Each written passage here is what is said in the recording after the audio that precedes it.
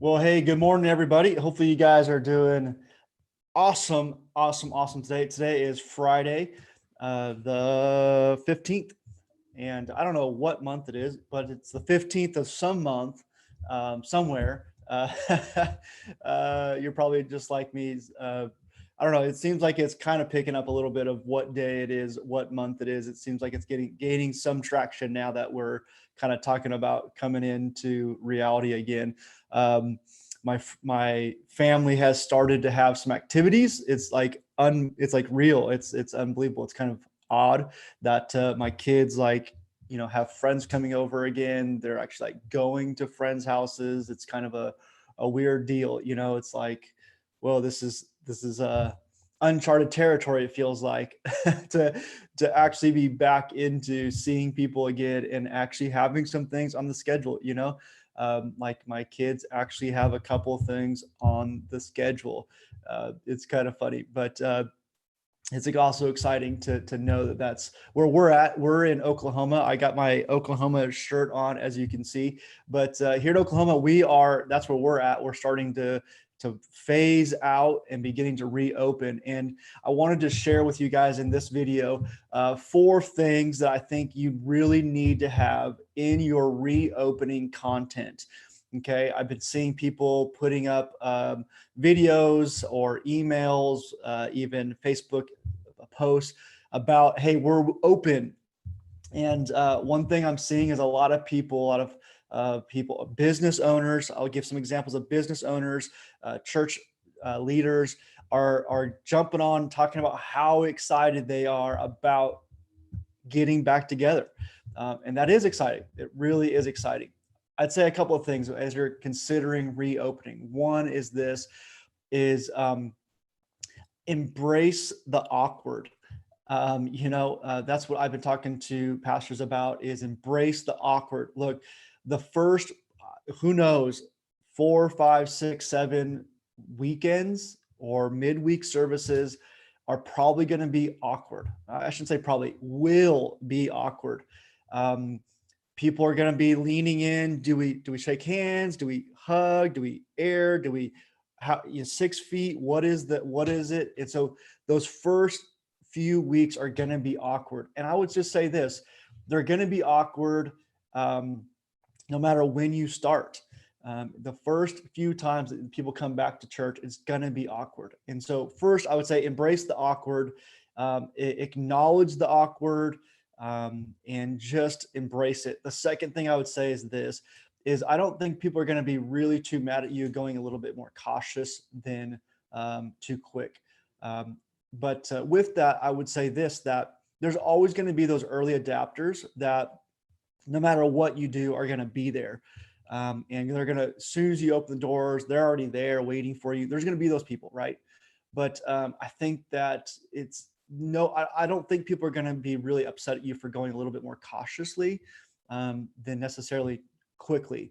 And so, a couple of things that I've seen is people are starting to do like more of the drive-in thing. Hey, test the waters, come visit, see what it looks like to just kind of be there a little bit, stay in your cars, all that kind of thing. I would say this: one of the big things you got to factor in, I'm sure you thought of this, is the bathrooms, right?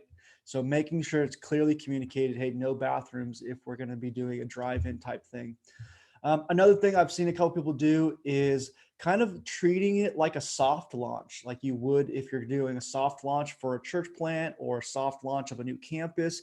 And some people are saying, hey, I'm just going to invite our volunteers in to see this, and test it out a little bit, and help us get it going a little bit. And so bringing in your core team, your volunteers, and maybe even doing some soft training involved with it, and say, hey, we're gonna do the service, all kind of stuff, and then now maybe run through, okay, here's what it's gonna look like moving forward: mask, hand sanitizer stations, all that kind of stuff. So I would say this: a couple other things that I'm seeing is definitely people providing masks as options, providing hand sanitizer stations as options. A couple churches I've talked to they've gone through all their bathrooms and put in no touch faucets and no touch everything. So they've gone in and reinstalled, gone to no touch. Also, if you do have touch, a couple churches have put like their trash cans near the door so that people can use, a paper towel to open the door and then throw it in, right? So I've seen that at a couple restaurants and church I've talked to with. And so a couple of those just little things, making sure that you're thinking through all of those little steps as you are navigating this reopening. Pretty crazy, but it's going to be awkward. You got to overthink this thing. But 4 things I really think that you need to have in your content, in your videos that you're promoting your reopening. The first one is a clear date. I've seen some people just say, "Hey, Thursday we're opening up," or "Hey, tomorrow we're opening up." But the thing is that not everybody knows exactly when that was posted, and so having a clear date, May, whatever, June, whatever, a very clear date as to what it is. Because again, I've seen the people saying, "Hey, tomorrow night we're doing this," or whatever. And the thing is that when you look, you don't know exactly when it was posted, especially on Instagram Live or some of these that don't do a great job of time stamping it. So I would just say make sure you're using a date. Plus, to be honest, a lot of people don't even know what day it is themselves. So making sure you've got a clear date is really important, and a clear time. Because a lot of people have probably forgotten what your service times are. And even if they knew what your service times are, they're still questioning, have you adapted? Have you changed?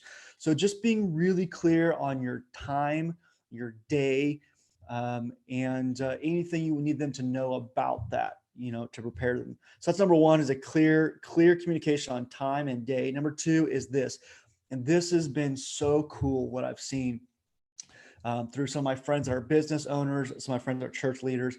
Man, I just love it, is a clear video walkthrough of the process. And I'll show some examples. I'll give you guys some examples in the comments here, but a clear walkthrough. So from the parking lot, "Hey, welcome to business, whatever, church, whatever. I am," and you can state who you are. Obviously, people know who you are, that kind of thing. If you're a business owner, maybe not as much, but clearly welcoming them from the parking lot and say, "Hey, this is where you're going to park, and this is what we've done. We've put out cones, or you're going to enter through this entryway, and we're going to funnel you through here, and we're going to push, have you park over here. And then, we're going to walk you through a clear walk through the whole sequence, and walking through the front doors. And when you walk in the front doors, and here's what you're going to see. And you're going to see these stations where we're going to have masks, or we're going to have hand sanitizer, and you're going to see people, our ushers, our greeters, whatever, going to have a mask on. Or again, if you're a business owner, the receptionist will come and get you. I know a lot of businesses are saying, "Hey, park outside. Let us know you're here. We'll come get you when your appointment is ready. We're going to do a thermometer check." Again, showing all of that to say, "Hey, here's the process. Park out there." You text us, you call us, and here's the number. Here's whatever it is, right? Walking them through that whole sequence and showing them that we're going to do, and bring them in. And then here's how it's labeled, our seating, right? So they can see what it's going to look like when they walk in, because it's probably going to be brand new, right? If you have chairs, maybe you've spread them out, right? And there's all spread out. Maybe you've, already pre-distanced the rows. I know for some churches have pews, or they have bolted chairs, right? So you can't move them. So how are you going to label them so that they know?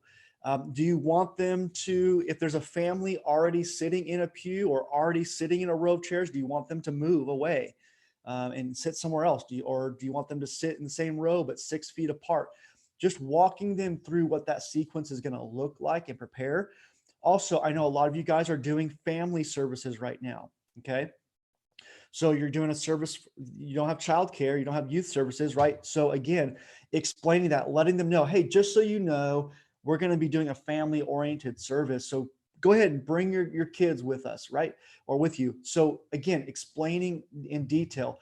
But I just love the fact that so many of you I've seen, these walkthrough videos. And for me, it's so helpful for me, because I'm not too worried, but like for someone who might be a little bit cautious, a little bit worried, maybe they've been attending your service online, and now this might be the first time that they come to your physical location. For them to be able to have a walkthrough and say, okay, hey, here's what it's going to look like. Here's how you can prepare yourself to know exactly what this sequence is going to look like. My friend who's a dentist, he even showed, hey, our technicians are going to have face shields on, and they're going to be wearing scrubs that we normally don't. He even had, in every one of the rooms, he has an air purifier, and he walked them through what that's going to look like and sound like, and why he's doing it. Okay. So again, this walkthrough video walks them through everything. They can see it, they can hear it. Oh man, it's so good. So good. So the first one is clear dates, clear time. The second thing is, I really think you should do a walkthrough video, let them see exactly what it's going to look like. Man, another one that I think is really important is to really affirm them if they don't feel comfortable coming, and just say, hey, look, we want to open the doors. We want to get this started. But if you're not ready, if you feel more comfortable at home, stay home. We're going to continue to provide online content. So I think just acknowledging them, giving them that ability to feel like, hey, I don't have to come. I know my pastor, he said, hey, this isn't, I don't forget this isn't a race. It's not like who comes back first wins. This isn't a popularity contest. This isn't, the strong came and the weak stayed home. I think just acknowledging that is really important, that, hey, look, we understand that there's people that are high risk. We understand that there's people that maybe you're not even high risk, but you care for someone who is at high risk. And so coming doesn't make sense for you right now. I think just acknowledging that, supporting that is going to go a long ways in this season. To not say, look, if you were truly a man of faith, you would be here. I just don't think that that's going to go a long ways right now in this season. I think you're going to win more traction by saying, look, come at your pace. We've got a long time here. This is a long road here. You come when you're comfortable. You come in your season when you feel like, man, it's good for you, for your family. And that's why, if you haven't already watched or listened to my Facebook Live about Unleash the Online Campus Pastor, go back, because that's why this is going to be so important, because you're going to have people that are in their 60s and their 70s that don't feel comfortable coming back for quite a while, right? You're going to have people that maybe are in their 40s and 50s that are caring for somebody that's high risk, and so they don't feel comfortable coming, right? So again, acknowledging all of that, making it clear, look, when you do come back, don't look around to see who's not here, and kind of look down at them as being not having faith or whatever. The other thing is this: being clear. I kind of mentioned it already, but being very clear that you will continue online programming, online services, online engagement. And so this is not the time, again, release the Online Campus Pastor. I did a video on, go back and watch that. But I would say this is not the time for us to just start having our online tank and say, hey, look, we're focusing only on our in-person services. This is a time to really begin. And I know it's going to take extra work. That's what I'm hearing, is people are saying, gosh, man, we feel like we're doing double duty. Well, you kind of have two audiences right now. And that's why, if you can bring on, even temporarily, even, asking somebody who's already on staff to maybe do some of this extra legwork for you, you need some of this online campus ministry still going on, and you still need this in-person stuff going on, because again, it's going to be a long road before people are actually coming back consistently, comfortably. So again, clear date, clear time on all your advertisement, and through video, through emails, through social media, clear date, not just we're opening Sunday. Well, which Sunday? If I'm not on Facebook every week, which one is it, right? Being very clear on your date and your times, because not everyone's going to remember what time your services are, and everyone's wondering, have you changed them? Have you modified them, right? A walkthrough video where you clearly, through video, show them every step, all the steps of what it's going to look like so they can know ahead of time. And there's going to be stations there. People are going to be wearing masks. When I see this tape on this chair section, don't sit there. When I see a family already sitting in this row, don't sit there, or go ahead and join them. Are we having a family service? Should I bring my family? All those questions you should really walk them through in that video. Number three is, again, it's okay if you don't feel comfortable coming yet. It's okay. Come when you feel comfortable, and I would just say, encourage you, be overly communicating that it's okay if you don't feel comfortable yet. Don't make this a popularity contest. Don't make this a race where, the first ones come wins. Don't make this about, your lack of faith. Look, everyone has different reasons for why they do or don't. It's not just about faith. Might be about they're caring for elderly people, or they are elderly people and they're high risk. They're not even supposed to be there. And then the third one is continue your online presence strong, and let them know that. Let them know, hey, we're going to continue to provide online services, online engagement, online opportunities. And again, watch the video that I made releasing the online campus pastors for help on that. But I want to encourage you guys, over communicate, but be clear. Show as much as you can, and really support people that don't feel comfortable right now, and make sure you're over communicating. I just don't think you're going to win if you're making this about, you got to be here, you have to be here. I think you're going to win by saying, look, come at your pace when you're comfortable. So guys, some 4 suggestions as we navigate coming back to reopening. I know a lot of you guys are still weeks and weeks away from that, but continue to learn, right? Are you going to do a drive-in first where people come in and kind of softly visit? Are you going to do just your volunteers come in for kind of a soft launch of your reopening? Are you going to do a full, just everybody comes? A couple of things about that too. A lot of people are doing reservations, right? So they have people reserving seats. And one thing I would suggest on that is maybe going a little bit lower than your capacity. If you can have 200 people show up, maybe you have 180 reservations, and that leaves room for the extra 20 that maybe just might show up and didn't know they had to reserve, or somebody reserved for 2 people and they brought 3 or 4, right? So you're not turning people away. Or I would say, some people are just saying, hey, we're going to go for it and see. I would be a little bit hesitant on the go for it and just see what happens. I would probably do more of a drive-in, or I would do more of the just your volunteers. So again, you're kind of doing a soft launch or the reservation model. That's what I would suggest. I know some people are also opening up multiple venues and live streaming into them. So they're opening up their kids department and they're going to live stream it in there. They're opening up their main auditorium, their sanctuary, and they're live streaming. They're going to do actually there. They're opening their youth rooms, right? And they're now going to be almost like a multi-site campus model where they're doing the live in the main auditorium, but now they're going to be streaming to multiple venues within their own campus.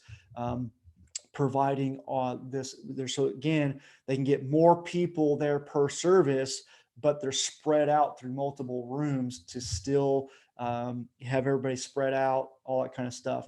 And again, some people are doing multiple services. So maybe you're a 2-service church, they're going to 3, or 4 services. So again, lots to be thinking about, lots to be considering. I'm praying for you guys as you guys navigate these times. But again, go slow. All right. Hopefully this video has been helpful for you. Look forward to talking to you guys.